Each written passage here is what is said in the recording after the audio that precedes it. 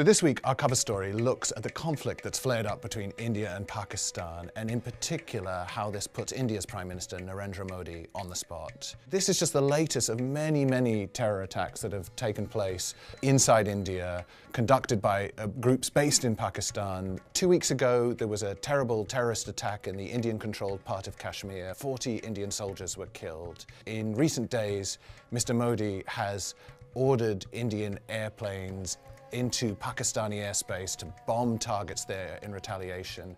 An aerial battle ensued. Pakistan and India both claim to have shot down one another's planes. Pakistan captured an Indian pilot. This is the first time since 1971 that planes have been crossing into the airspace of the other country and bombing targets within it. But of course, this time around, India and Pakistan both have nuclear weapons, so the situation is that much more dangerous. The big question now is whether the two sides are able to back down or whether the sort of spiral of escalation continues. The thing that makes this situation particularly combustible is the fact that India is facing an election in April. At the last election campaign, Mr. Modi sold himself as a big reformer who would bring jobs to India. That hasn't quite worked out as planned. Though the economy has grown, unemployment has risen, and there's a sort of broad dissatisfaction amongst a lot of voters with the state of the economy. And then he also has as his sort of foot soldiers in the campaign Hindu nationalist activists who feel that Mr. Modi hasn't done enough to advance a strong pro-Hindu, anti-Muslim agenda. Hindus are 80% of the population in India, and obviously the temptation for any politician is to try to appeal to them because that will automatically help at the ballot box.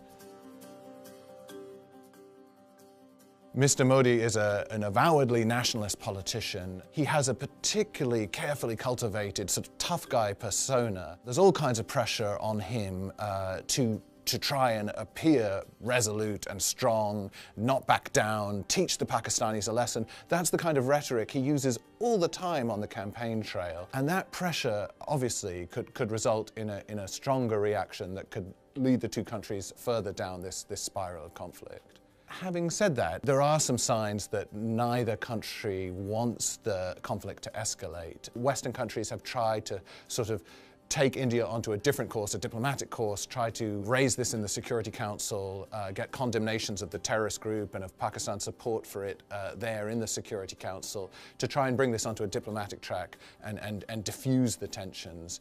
And certainly, you know, for the safety of India, that's the thing that Mr. Modi needs to do. He needs to step back from the conflict.